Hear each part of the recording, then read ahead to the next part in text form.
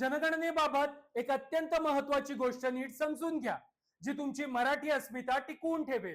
तब्बल 15 वर्षांनंतर होणाऱ्या या जनगणनेमध्ये तुम्हाला भाषेबाबत विचारलं जाईल, तेव्हा भाषेच्या रकान्यामध्ये फक्त मराठीचा उल्लेख करा. हिंदी, इंग्रजी आणि अन्य भाषांचा उल्लेख टाळा.